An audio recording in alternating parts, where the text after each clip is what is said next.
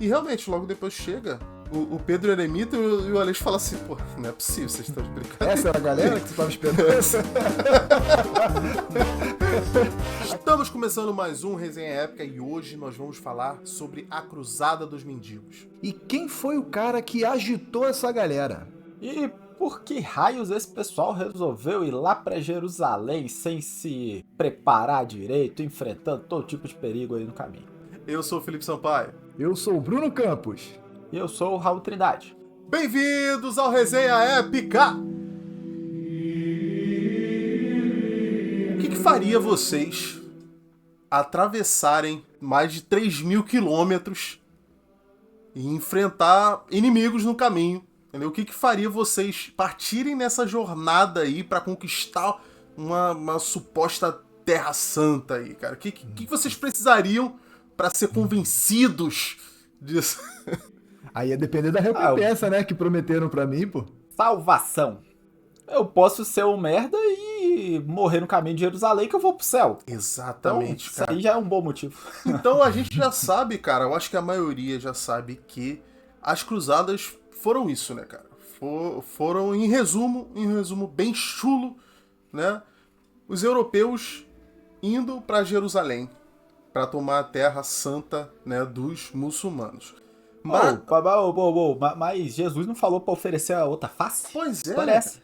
Jesus em nenhum momento falou que a Terra Santa era pra ser conquistada pela espada, mas esse pessoal entendeu meio errado. Cara, Cara, eu puxei isso pra tocar num tópico que eu achei interessante, estudando sobre as cruzadas agora, que eu nunca tinha estudado nesse sentido. A igreja pré-romana, quando os cristãos eram ainda perseguidos pelos romanos, eram completamente contrários à guerra. Até porque os romanos tinham lá o serviço militar obrigatório. Então, houve uma mudança na ideia de guerra. A guerra passou a ser justa, santa, para que existisse cruzada. Mas vocês lembram que a igreja, nesse momento aqui, estava dividida, né? Tinha a Igreja Católica Apostólica Romana, que é a mais tradicional que a gente tem hoje, né, no Ocidente, e no Oriente tinha a Igreja... Ainda tem a Igreja Ortodoxa, né? Então a gente tá falando de uma época conhecida que como tinha... grega, né? Igreja Ortodoxa grega. Muda de Grega, nome. isso aí, exatamente. Aí a gente tá falando dessa época que tem quem domina ali a região de Constantinopla ali, né? Aquela área ainda é o Império Bizantino, né? O Império Romano do Oriente, depois chamado de Império Bizantino. Então esse cara, que inclusive é até interessante, o Imperador Bizantino nessa época aí era um general que tinha dado um golpe de Estado, que era o Aleixo. Aí, a gente tá passando por umas... Tá recebendo umas notícias aí, vou abrir umas aspas aqui, cortar o episódio aqui, mas que não tem como não falar, né? De um cara que tentou dar um golpe aí também, mas agora tá usando uma tornozeleira muito bonita, né? E não virou esse imperador.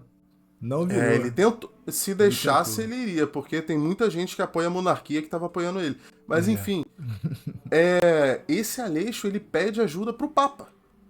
Isso é uma situação meio inédita, né? E o Papa, na época, o Urbano II, ele pensou assim, cara, isso aqui pode ser uma chance de ouro, meu irmão, de eu juntar as duas igrejas de volta e vou ser Papa de tudo. Aí ele vai fazer um discurso inflamado lá em Clermont, na França, convocando os cristãos à Terra Santa e prometendo a salvação, aquilo que a gente estava falando mais cedo, né, que, pô, todos os cavaleiros que fossem à Terra Santa lutar, né, contra a ameaça islâmica, a ameaça muçulmana, né, teriam garantido um lugar no céu, teriam todo o perdão de seus pecados. E é aí que entra a magia do negócio. É. Voltando à Porque nobreza medieval, né? Tipo assim, se você é o filho mais velho, você herda as terras lá do seu pai nobre. Se você é o segundo, terceiro, quarto, quinto, sétimo, 13º filho, ou você vira padre, ou então, o que você faz da vida? E aí surge o cavaleiro, né? Que é tipo uma força militar da Igreja Católica. E a cruzada serve muito bem pra esse cara que pecou a vida inteira, ter oportunidade de morrer tentando vencer o mal e ir direto pro céu. Melhor Principalmente se ainda. ele não tem vocação religiosa nenhuma. Sim, melhor ainda. Além disso, o principal, que é pouco falado, porque esse cara, ele não é... Muitas das vezes ele nem é tão religioso assim, mas tem uma Às vezes ele não é oportunidade... nada religioso. Não é nada religioso, ele tá nem aí, ele nem acredita nisso.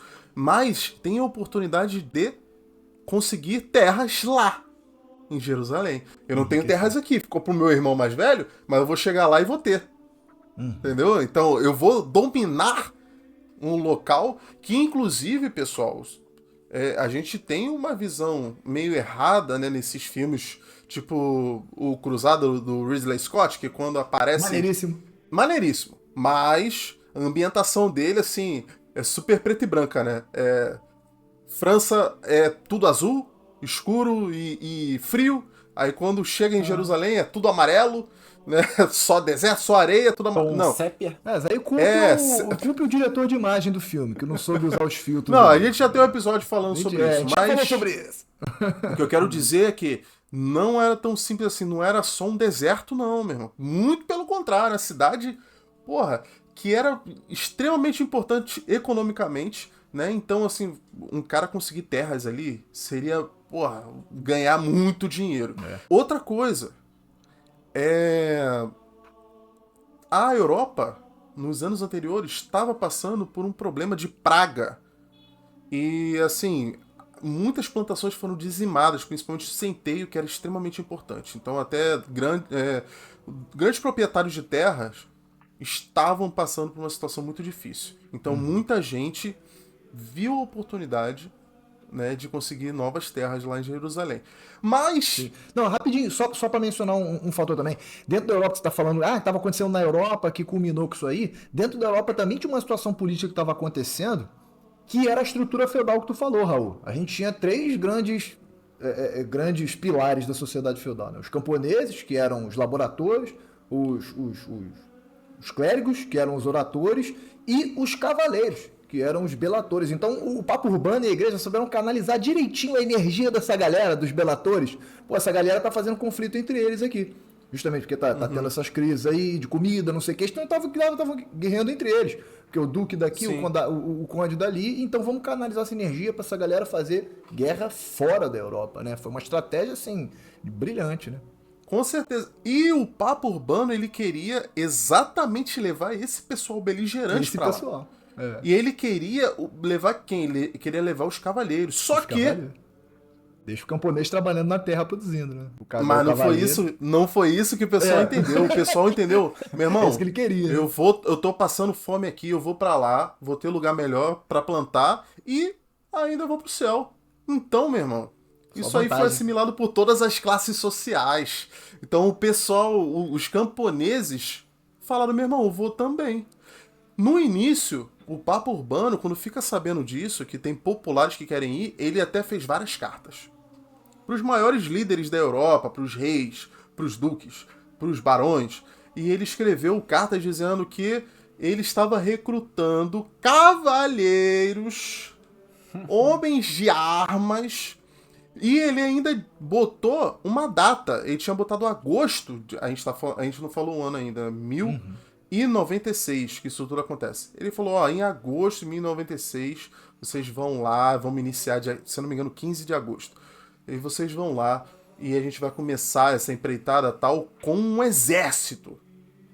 Só que surgem alguns líderes ali, alguns diriam loucos, né? Como um cara chamado Pedro Eremita.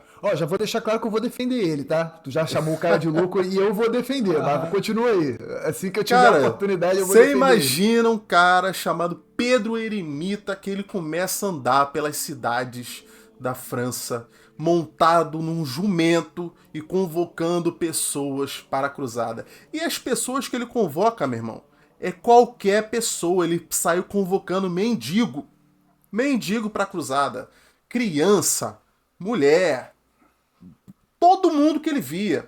E esse cara, ele era muito querido pelas pessoas, principalmente porque a gente está falando de uma época aqui, a gente quando fala de padre, a gente associa na hora celibato. Mas nem sempre houve celibato na Igreja Católica, né? A gente sabe disso. Então, o celibato tinha sido adotado poucos anos antes e muitas mulheres... É até engraçado isso, eu nunca tinha parado pra pensar nisso até eu ler sobre esse cara. Muitas mulheres foram abandonadas, né? Vários padres que tinham esposas foram obrigados a rejeitar suas esposas. Muitas mulheres perderam o seu meio de subsistência, assim. E esse foi um cara que ele reunia muitas doações para ajudar essas mulheres.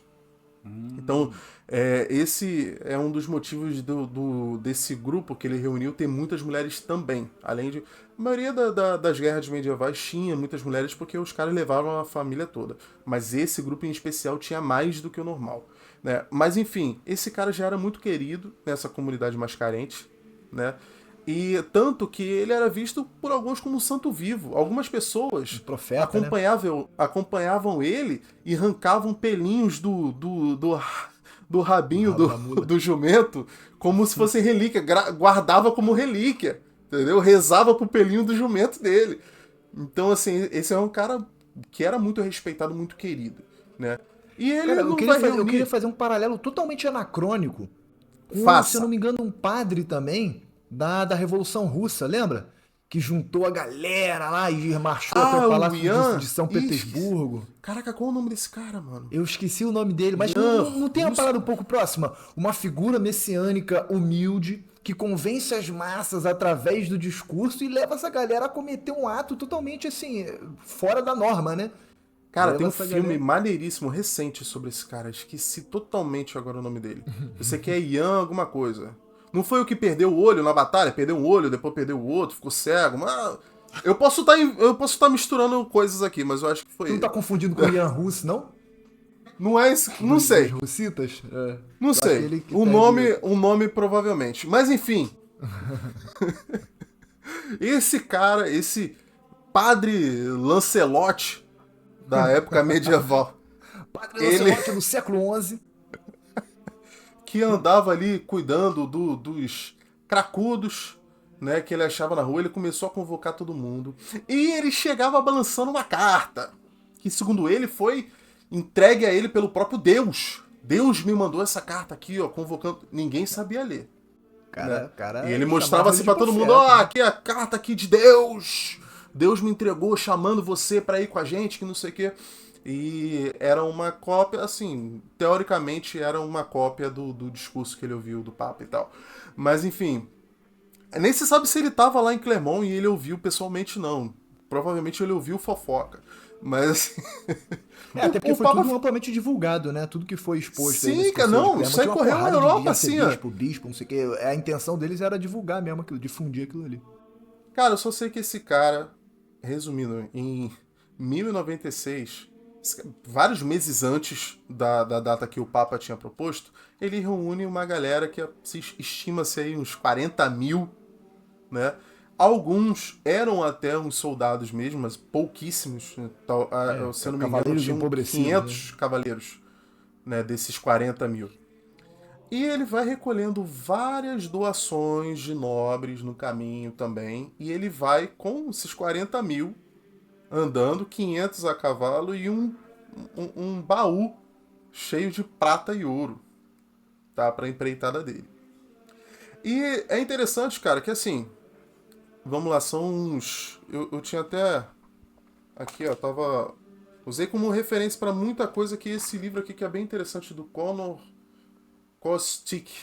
Ele é sobre na verdade, a conquista, né, de Jerusalém em 1099, e a gente pode fazer um episódio, você que está ouvindo aí, que é um episódio sobre o cerco a Jerusalém, a conquista, escreve aí embaixo que a gente vai fazer um outro episódio, porque esse episódio aqui não é sobre a conquista, né? Isso aqui aconteceu um pouco antes da Cruzada dos Nobres, né?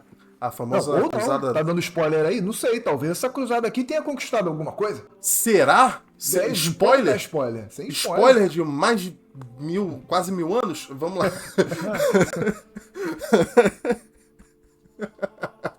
Então, vamos lá.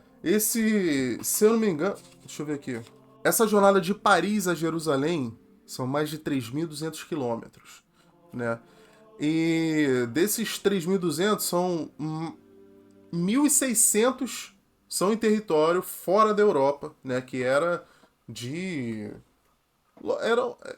eram territórios inimigos, né, desses francos, certo? Então, até chegar nesses territórios ali, considerados inimigos, eles passaram por vários países de dentro da Europa, que em teoria eram povos amigáveis, né? E também cristãos, mas eles já saíram tacando foda-se desde o início, meu irmão. Desde o início. E como eu falei, é pessoal carente, é mendigo, é camponês que largou o trabalho dele, largou as terras que ele Gente plantava. faminta, né? Acho que esse é o ponto principal. Gente faminta. Gente faminta. E sem preparação militar. A grande maioria, sem preparação militar. Então o que aconteceu é que isso, na verdade, virou uma turba. Então eles saíram tacando foda-se pela Europa, cara. Em vários lugares eles saqueavam e tudo, arrumavam encrenca. Mas o principal problema que esses caras causaram, meu irmão, foi uma coisa que alguns historiadores até consideram o primeiro holocausto. Sim. Porque a gente esquece, hoje em dia, a gente vê muito antagonismo entre cristão e muçulmano. Mas nessa época aqui, também tinha esse grande antagonismo entre cristão e judeus.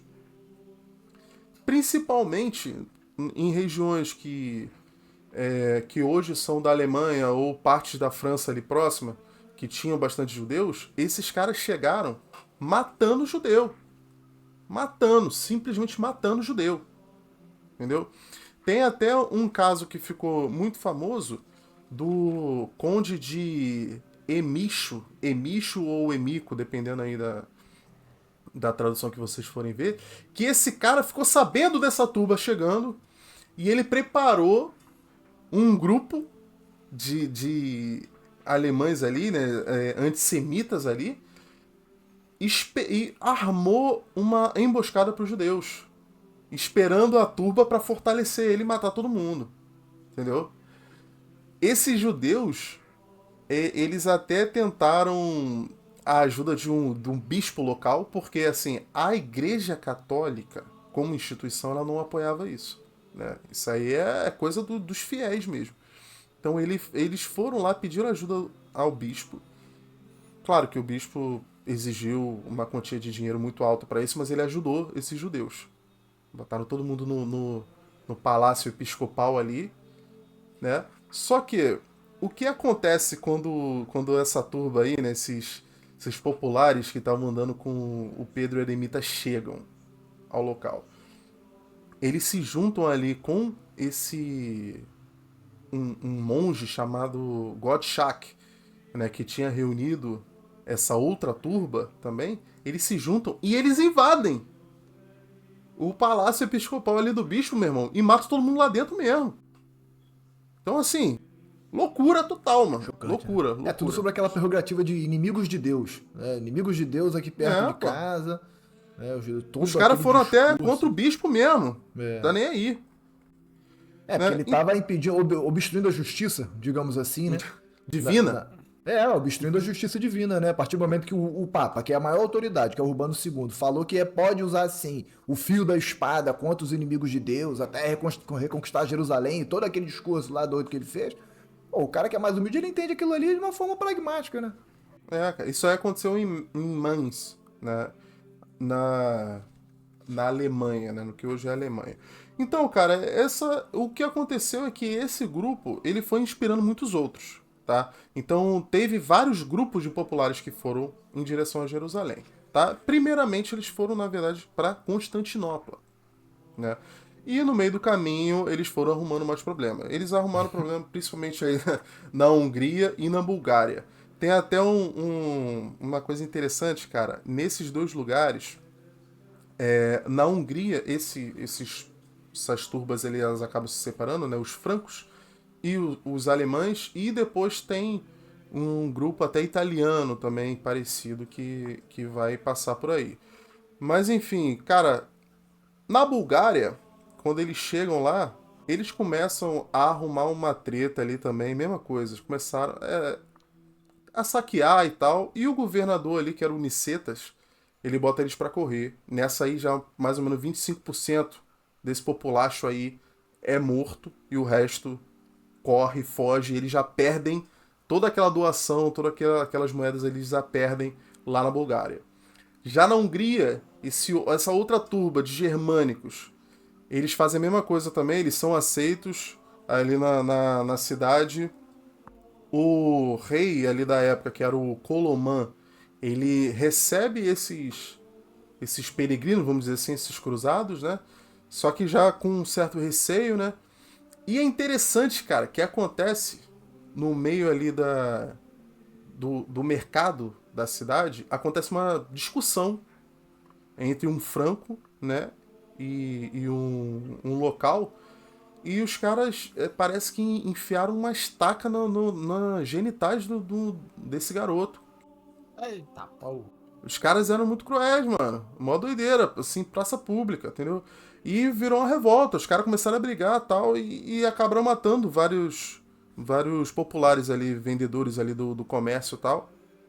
E esse rei, o Koloman, ele cerca esses germânicos, essas tropas germânicas ali, e ele fala assim, ó, chamou esse Gottschalk, né, que era o monge lá, que era o líder deles, e os poucos cavaleiros que eles tinham ali, chamou para conversar e falou assim, ó, meu irmão, vamos resolver de forma pacífica.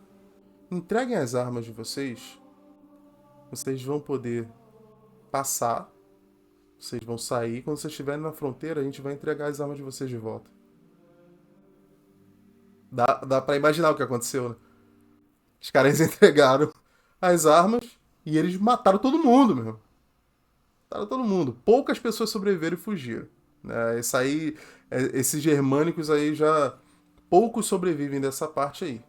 Os francos, eles vão continuar... Isso tudo que você tá falando ainda é território europeu. E De um modo sim, geral, cercado por cristão. Ó, os caras nem chegaram no Oriente Médio ainda, lá no tal do deserto, tá? Não, só pra ficar bem claro aqui. cara. Só que assim, você vê, cara, que o ser humano, ele sempre vai prezar muito pelas divisões, né? Assim, não, são todos cristãos, mas, pô, aqueles ali são ortodoxos. Eles não são igual a gente. Eles são inimigos. Né? É, a separação, né? Não, mas aqui é todo mundo católico. Ah, mas aqueles ali têm a pele um pouco mais escura que a minha. É. Entendeu? A gente sempre vai se dividir, cara. Não é possível. Não é possível a gente viver em paz em lugar nenhum. A história do ser humano é essa, infelizmente. Mas, enfim, esses caras foram voltando agora ao brilhante exército aqui do nosso Pedro Eremita, né? Que, inclusive, ele se juntou, cara, com um nobre, né? Que era o braço direito dele, cara. Que era chamado de Galtério Sem Haveres. Nome maneiríssimo. Sans avoir em francês, que sem haveres quer dizer realmente sem posses, né? Sem bens. E eu vi que Isso tem aí duas lembra dos versões. sans-culottes, né? Da Revolução Francesa. É, também, isso aí. Pelo visto, os franceses gostam, né? De estereotipar as pessoas pelos que ela não tem. Você não Então, tem haveres, então você será o fulano sem haveres. Você não tem botas, você é o sem botas. esse cara era um desses nobres aí que não ia herdar muita coisa dos pais. Só tinha o Mas título. tem duas versões pra essa história. Tem gente que diz que não era por isso não. É que Senavois era o nome do local. Que era Boissy, Senavois, mas a gente não tem certeza, né? Enfim, eu acho que mesmo que fosse o nome do local, era o vulgo dele também como um duplo sentido ali. Eu acho que era uma piada que o pessoal fazia com ele.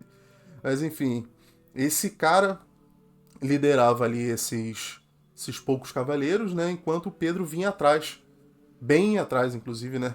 Com o pessoal andando, muitos até descalços, né? Em peregrinação ali, enquanto matavam judeus adoidados. Cara, quando esse Galtério Sanavoa chega lá em Constantinopla, que era a capital do Império Bizantino, ele A porta de choca. entrada para o Oriente Médio, né? Seria ali, em tese, a Exatamente. última cidade antes de realmente entrar no território onde estão os muçulmanos, né? Ele é recebido pelo Aleixo, né? E pela nobreza ali. E, cara, nesse momento aqui, a nobreza bizantina, ela tinha, como é que eu vou dizer? Ela tinha muito mais cultura do que todas as nobrezas ali do Ocidente. Tá? Então era um pessoal mais culto, mais erudito, mais conhecido de artes, se vestia melhor, entendeu? O pessoal mais frufru. Talvez Entendeu? porque preservou mais do Império Romano, ou não? Sim, com Acho que tem a ver certeza. com o contato do Oriente também. Enquanto Sim, muito se a bebeu Idade Média Europeia se fechou, né? O Oriente efervesceu. E quando o Galtério chega com esses cavaleiros ali praticamente mortos de fome, né? Lembrando que no caminho aí muitos deles tiveram que beber sangue das montarias, né? Porque não É, tinham água. Então, quando eles chegam ali, tudo, porra, fedendo, suado, sem etiqueta nenhuma, os caras assim meio broncos, sabe? Eles ficam meio bolados, assim, e o próprio Aleixo pede que ele saia de Constantinopla. Aí o Galtério fala, não, calma, tá vindo um exército aí, vou esperar. Meu companheiro, a gente vai te ajudar, pô. Entendeu? Os caras chegaram pra ajudar, o Aleixo falou assim, não, quero não, pode ir. Aí o cara, não, tá vindo um pessoal aí, pá, galera boa tal. E realmente, logo depois chega o Pedro Eremita e o Aleixo fala assim, pô, não é possível, vocês estão de brincadeira Essa era a galera comigo. que você tava esperando? Os Aquele caras, cara pô, no jumentinho sem rabo ali, porque todo mundo foi arrancando os pelos do rabo dele. o cara com um jumentinho, o resto andando descalço com um pedaço de pau na mão. Que tropa é Mas, essa? cara, o Pedro Eremita, ele devia ter um carisma, assim, espetacular, meu irmão. Espetacular. Porque esse cara... Tu deixa eu citar uma frasezinha do livro que eu tô aqui, que eu queria muito falar Sim, do Pedro sim. mas Eremita. tem que mostrar. Aproveitando que você voltou a ele, ó, só Mostra o mostrar livro. o livro aqui, ó. Chegada dos Aê. Cruzados, fala justamente sobre a primeira cruzada. Aqui, ó, rapidinho aqui, ó. Um relato de um contemporâneo grego escreveu: como se ele tivesse feito ressoar uma voz divina no coração de todos, Pedro, o eremita, inspirou os francos de toda parte a juntar suas armas, cavalos e outros equipamentos. Certamente foi um orador inspirado. Com apenas 6 meses em Clermont, conseguiu formar um exército de cerca de 15 mil homens, sendo a maioria de uma ralé de pobretões. Isso aqui só porque que eu quero falar. Porra, ele é o arquétipo daquele clérigo que move massas. Só isso que eu queria falar mesmo. Já que você voltou no Pedro Eremita, eu queria deixar essa citação de um cara que conviveu com ele ali. Porra, Cara, e mostra que o apelo místico, religioso, ele penetrava as classes populares, que não era algo exclusivamente da nobreza também. Que havia essa vontade, não só dos nobres cavaleiros, né, de fazer essa peregrinação para Jerusalém. Então, isso também alcançou as classes mais baixas. e esse cara, ele tinha uma lábia tão boa, cara, que o Aleixo se encontra com ele e ele fica meio fascinado por esse cara, entendeu? Devia ser uma figura E impressionante, né?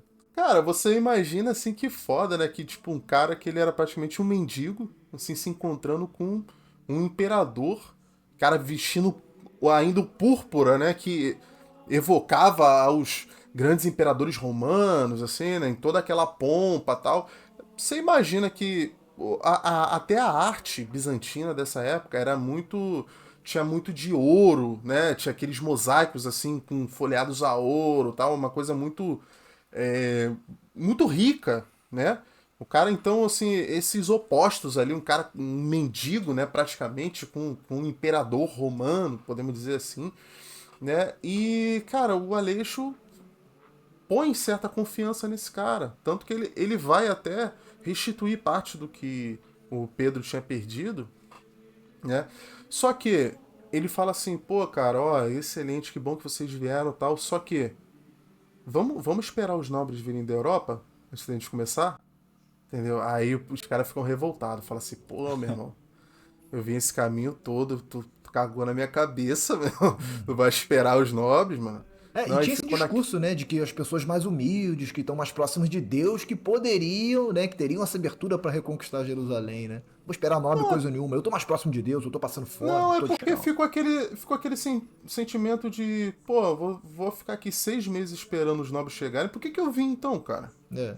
Entendeu? Ficou meio, pô, fiz A esse gente veio na esforço frente todo pra deles, né? Porra. Pô, a gente chegou primeiro à toa, viemos à toa. Então, aí, cara, só sei que esses caras, eles vão começar a conquistar algumas áreas ali ao entorno de Constantinopla, né?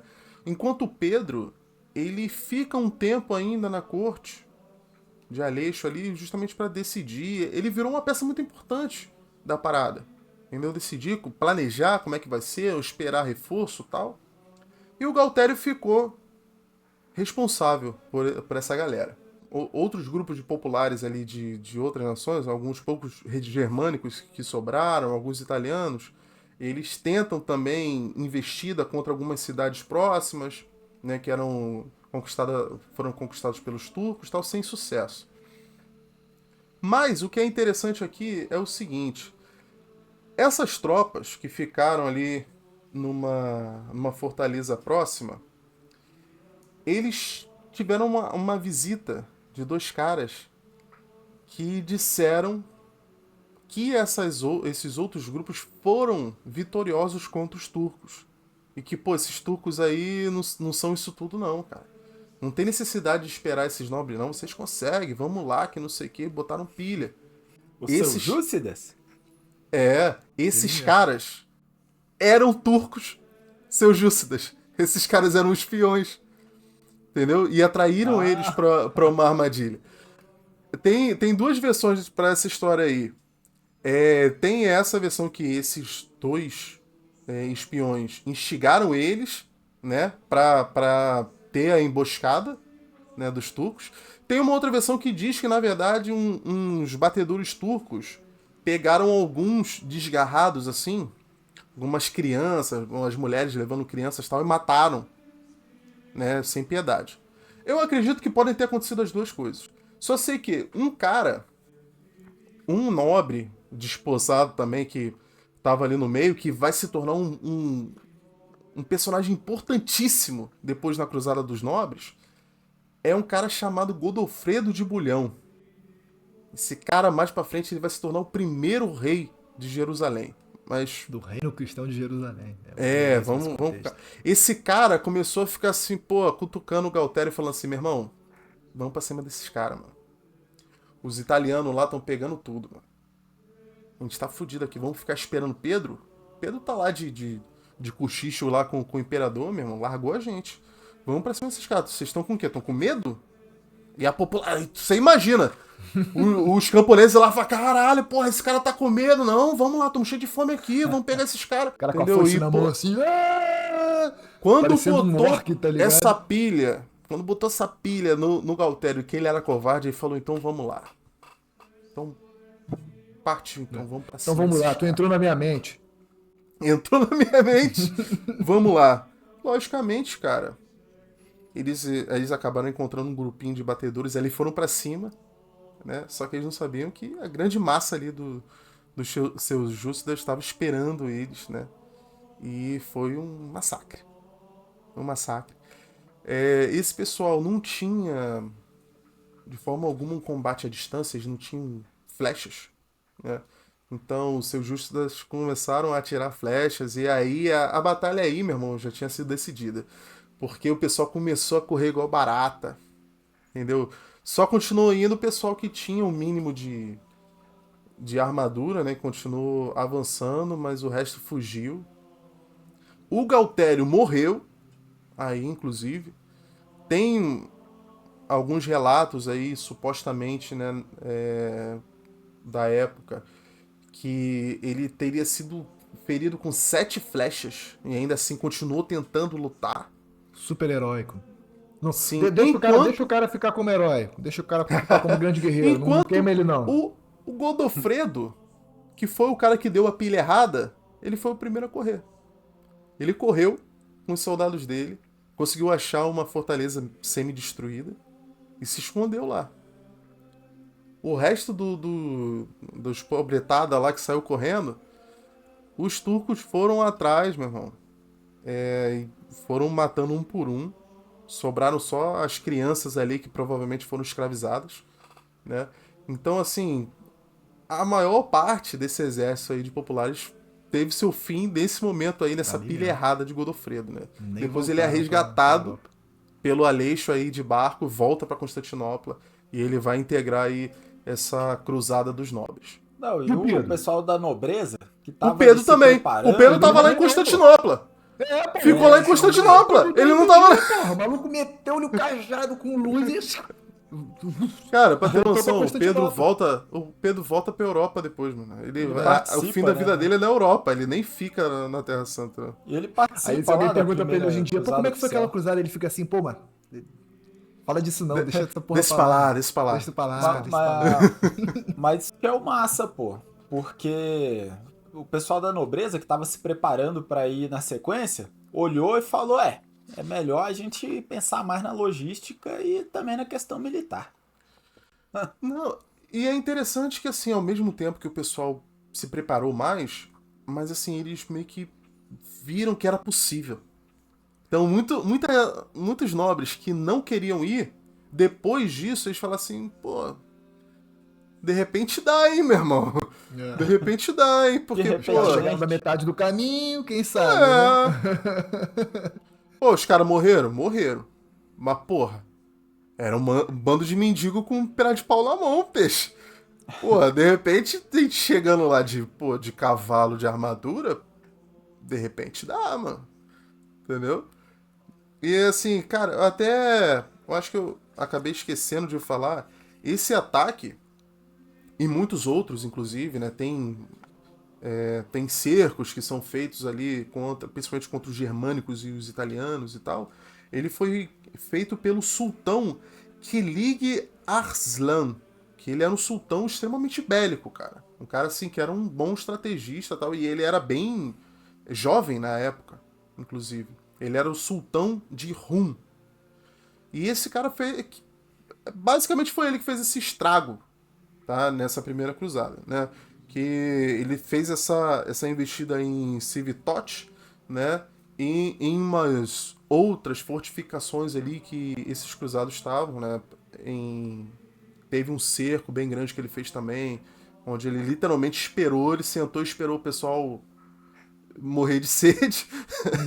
Né? Não foi uma batalha tão majestosa, não, né? Não, lembrando que Mas... os turcos tinham acabado de conquistar Jerusalém, né? Isso que culminou com lá o Urbano II. Então, tipo assim, porra, de guerra os caras entendiam mesmo, né?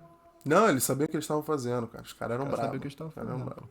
Aqui, sobre cruzadas ainda, saindo um pouquinho, eu já mencionei aqui no resenha algumas vezes uma imagem, quando a gente tá falando de cruzado, não sei o quê, uma imagem do presidente Bush vestido de cruzado. E eu nunca consegui mostrar aqui. Você lembra que eu já falei dessa porra? Você lembra? E eu achei, Não lembro, mas eu quero tá? muito ver, cara. Eu procurei na internet, não achei, eu fiquei assim, pô, não deve existir, porque foi muito polêmico, o pessoal deve ter apagado da mídia. É o efeito tá Mandela aqui, aí da sua cabeça. Tá aqui, ó, no caderno de imagens do box das cruzadas de Thomas Asbridge. Aqui, ó. Ó o bucho de cruzada aí, ó. É real, senhores. Excelente, cara. Não tem uma nada a ver com o imagem... assunto, mas eu achei, tá? Obrigado Não, aí pela atenção claro de que tem a todos. ver, pô. Tem a ver. Tem a ver, pô. Isso aí, pra mim, ainda não é tão bom quanto a imagem do Trump de Cavaleiro Jedi, tá? Que foi vinculado na página oficial dele, inclusive, tá?